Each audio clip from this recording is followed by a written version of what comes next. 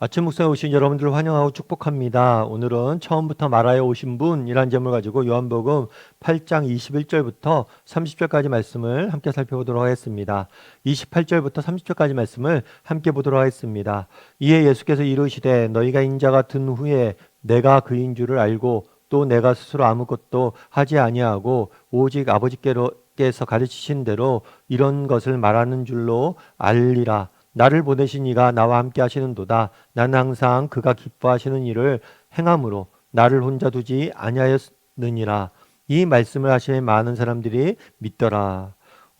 예수님께서 계속해서 자신이 누구인지를 이야기하고 있습니다. 그래서 요한복음의 가장 중요한 주제는 예수님의 자기 주장이. 예수님께 자신을 누구라고 소개했냐는 거예요. 특별히 예수님께서는 자신을 하늘에서 오신 하나님의 아들로 소개하고 있습니다. 나는 하나님이 보내신 하나님의 아들이다. 그런데 이 부분에 대해서 많은 사람들이 이해하기 힘들어했어요. 그렇다면 왜 사람들이 예수님이 하나님의 아들이라는 사실을 인정하지 않을까? 받아들이지 않을까? 그 이유는 그런 거겠죠. 그건 뭐냐면 여전히 자기 의가 살아있기 때문이에요. 여러분, 오늘날도 마찬가지예요. 오늘날도 예수님을 많은 사람들이 그렇게 생각합니다. 존경할 만한 스승으로. 그래서 인류의 4대 성인 중에 한 명으로 예수님을 인정하죠. 그래서 존경할 만한 스승으로 인정을 해요. 그런데 하나님으로는 인정하지 않습니다. 그럼 왜 이렇게 해요? 스승으로 인정하지만 하나님으로 인정하지 않아요. 그거는 권위의 문제이죠. 예를 들어서 스승이라면, 좋은 가르침을 하는 도덕 교사라면 내가 그 사람의 말을 따라도 되고 안 따라도 되잖아요. 그런데 하나님이라면 절대적인 권위를 따르잖아요. 같잖아요. 그래서 그분의 말씀을 따라야만 하는 거죠. 이 사실을 인정하기 싫은 거예요. 네가 왜 하나님이냐는 거예요. 네가 똑같이 우리와 같은 인간이라면 오케이, 너의 말, 행동 다 인정할게. 그런데 내가 인정할 수 없어. 네가 하나님이라는 거. 왜냐하면 예수님을 하나님이라고 인정하는 순간 뭐예요? 예수님을 절대적으로 그 권위에 복종해야 되죠. 그래서 그 당시에 많은 사람들이 이 예수님의 하나님의 아들이라는 자기 주장에 대해서 받아들이지 못하고 제대로 이해하지 못했어요. 그래서 예수님께서 뭐라고 얘기하냐면 너희가 인자를 둔 후에 내가 그인 줄 알고 라고 이야기를 해요. 이게 무슨 얘기냐면 인자는 메시아에 대한 표현이에요. 그래서 다니엘서에 보면 메시아를 인자라고 표현해요. 사람의 모습을 하고 오신다, 메시아가. 그래서 인자라는 표현을 해요. 그래서 이 인자는 메시아 대신 예수님을 의미하는 거예요. 예수님이 든다, 들린다라는 표현은 뭐냐면 십자가의 죽음을 의미합니다. 너희가 나를 죽인 다음에, 내가 십자가에 죽은 다음에 그 다음에 예수님께서 부활하시죠. 그때가 되면 너희가 내가 메시아인 줄 알게 될 것이다.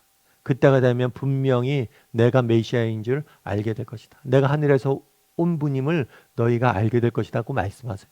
실제로 그렇죠. 많은 사람들이 예수 그리스도께서 십자가에 죽은 다음에 그 위에 부활하신 이후에야 비로소 정말 예수님의 하나님의 아들 되심을, 예수님의 참된 하나님 되심을 인정하게 되는 것. 그러면 예수님께서는 중요한 말씀을 한 가지 더 하십니다. 그것은 뭐라고 얘기하냐면 이런 말씀을 하세요. 나를 보내신 이는 하나님이죠.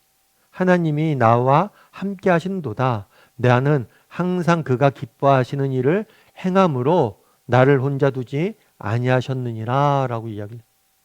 예수님께서는 하신 말씀, 이 말씀은 순종이 무엇인지를 가장 잘 보여주는 표현 중에 하나예요. 예수님께서 뭐라고 얘기냐면 나는 그가 기뻐하시는 일을 하는도다, 행한다 라고 이야기를 해요. 그래서 여러분, 순종이란 무엇입니까? 그것은 하나님이 기뻐하시는 것을 행하는 것. 그래서 우리도 마찬가지예요. 목사님, 저는 순종하면 어떤 말씀에 어떻게 순종해야 될지 모르겠어요 라고 이야기를 해요. 그럼 여러분, 그렇죠. 우리가 성경 박사가 아닌 이상 내 상황에 딱 맞는 하나님의 말씀이 생각나지 않아요. 그럴 때라도 여러분들이 그걸 생각해 보면 좋아요. 지금 상황 속에서, 지금 형편 속에서 하나님이 기뻐하시는 일은 뭘까? 내가 어떻게 하는 것을 하나님께서 기뻐하실까? 그래서 정말 순종이란 뭐냐? 하나님이 기뻐하시는 것이 무엇인지 묻고 그것을 알고 그것을 행하려고 노력하는 것이 고민하고 행하려고 노력하는 것이 순종. 그리고 또한 예수님께서는 이렇게 이야기하죠. 항상이라고 이야기합니다. 항상. 항상 하려고 한다. 순종이란 무엇이냐? 순종은 여러분 항상 하는 거예요. 항상. 왜 순종이 어렵습니까? 순종을 옵션, 선택으로 보기 때문이에요. 아, 이번에 순종할까 말까? 이 문제는 순종할까 말까? 이렇게 생각하기 때문이에요. 순종 그러니까 선택으로 보면 어려워져요. 왜요? 선택으로 보면 안 할 수도 있는 거잖아요. 내게 선택권이 있잖아요. 그런데 예수님 그러지 않아요. 순종이란 항상 하는 거다. 아, 그래. 난 언제나 예수님을 따를 거야. 언제나 하나님 기뻐하시는 일 할 거야. 그러면 순종은 오히려 쉬워져요. 근데 우리가 자꾸만 순종이 어려워지는 일은 뭐냐? 선택을 두기 때문에. 아, 경우에 따라서는 난 순종할 거야. 이런 생각을 하기 때문이에요. 그런데 예수님이 보여주신 모범은 무엇입니까? 항상 이 일을 한다라고 이야기를. 그러면 왜 이 일을 하십니까? 이 일을 하면서 누린 은혜는 뭡니까? 라고 했을 때 이렇게 이야기를. 나를 보내신 이가 나와 항상 함께 하시는도다. 하나님께서 나와 함께 하십니다. 그래서 내가 항상 그가 기뻐하는 일을 합니다. 그러자 하나님께서 나를 또 혼자 두지 않습니다. 순종을 통해서 우리가 얻는 축복은 뭐냐? 그것은 동행이. 하나님께서 우리의 삶과 함께 하시고 나를 혼자 두지 않는다는 것. 여러분 이것이 얼마나 놀라운 은혜인지 알아야 돼. 여러분 하늘에 계신 하나님께서 우리와 함께 하시잖아요. 여러분 이것만큼 큰 축복이 있습니까? 정말 이 세상 모든 만물을 만드신 전능자와 나와 함께 하시는데 정말 우리가 두려워할 일이 있습니까? 걱정할 일이 있습니까? 염려할 일이 있습니까? 슬퍼할 일이 있습니까? 결국에 이거는 선순환이에요. 여러분 그러죠. 내가 순종합니다. 그럼 하나님께서 나와 동행합니다. 이 동행의 은혜를 누리니까 뭐 하는 거예요? 또 순종하게 되는 거예요. 순종하고 동행하기 때문에 순종의 힘을 얻고. 그래서 정말 하나님이 함께 하실 때 우리는 순종할 수 있고 우리가 순종할 때 하나님이 함께 하시고 계속해서 선순환이 일어나는 거예요. 그날에 오늘 본문에 보면 구조가 이렇게 되어 있잖아요. 예수님께서 나는 하나님께서 항상 기뻐하신 일을 행한다라고 이야기합니다. 그러면서 그 전에 어떤 이야기를 했어요? 너희가 나를 든다라는 표현을 썼죠. 내가 십자가에 죽고 부활할 것이다. 내가 십자가에 죽을 것이다. 내가 왜 십자가에 죽습니까? 왜 십자가의 고난을 예수님께 당하셨습니까? 하나님이 기뻐하시는 일을 하기 위해서. 하나님이 기뻐하시는 일을 하기 위해서. 그리고 또 그 일을 하려고 했을 때 하나님께서 함께 하셨고 하나님께서 함께 하심으로 동행하심으로 그 뭐예요? 십자가의 고난을 이겨낼 수 있었던 것. 우리도 마찬가지인 거예요. 정말 우리가 정말 하나님이 기뻐하시는 일을 해야지 라고 한번 생각해 보세요. 그리고 행해 보세요. 그럼 하나님께서 뭘 할까요? 우리와 함께 하실 거예요. 그래서 정말 우리의 삶이 힘들고 어렵고 괴롭고 때로는 정말 내가 지기 힘든 십자가 같은 문제가 있어도 그것들을 이겨낼 수 있는 힘을 주고 그 안에서 순종할 수 있는 힘을 주는 거예요. 그래서 여러분 정말 돌아봐야 돼요.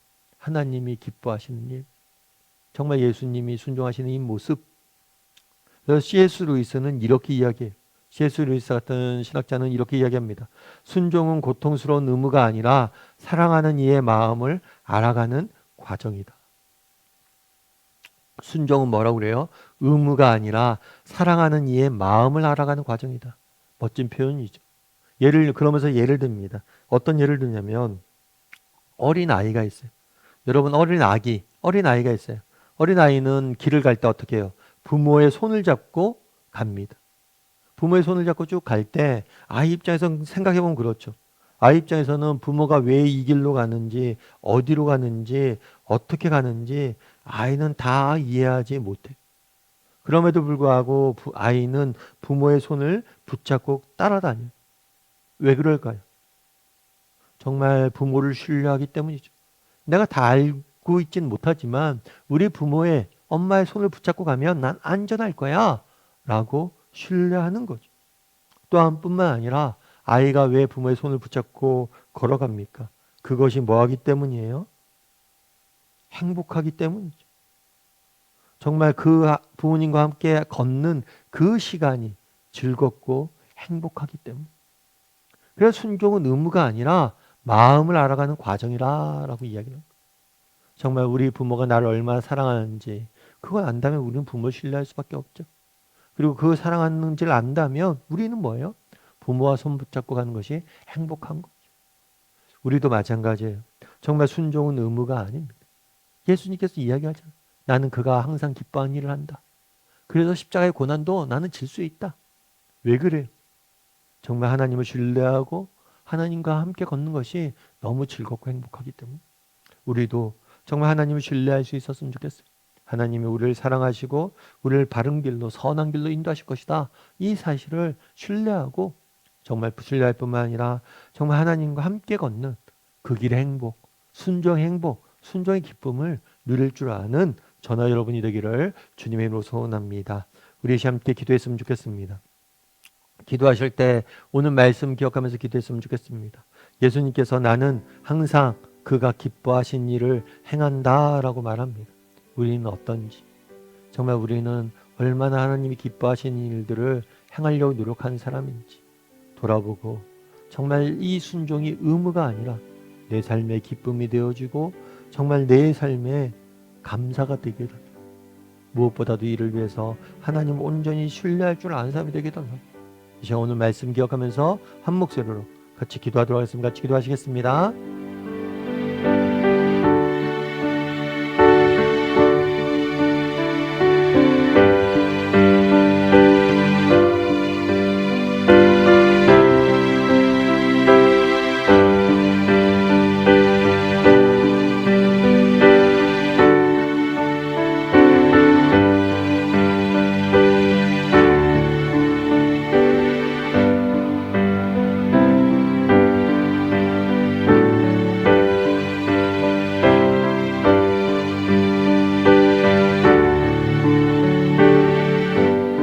사랑의 하나님, 그날의 예수님께서 나는 항상 그가 기뻐하신 일을 행한다라고 말합니다.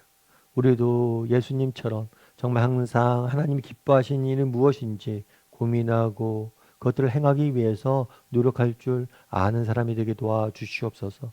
순종이 우리에게 정말 고통스러운 의무가 아니라 우리를 사랑하신 하나님의 마음을 알아가고 그 마음을 신뢰하고 그 사랑하는 분과 함께 걸어가는 기쁨을 누리는 길임을 깨닫고 맛볼 줄 아는, 그래서 순종의 행복을 누리는 우리 모두가 될 수 있도록 주여 붙잡아 주시옵소서. 하나님께서 오늘도 우리와 함께 할 줄 믿사오며 모든 말씀 예수님의 이름으로 기도드립니다. 아멘.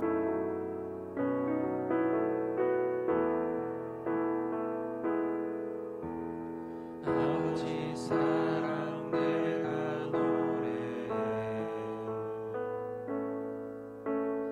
아버지 은혜 내가 노래해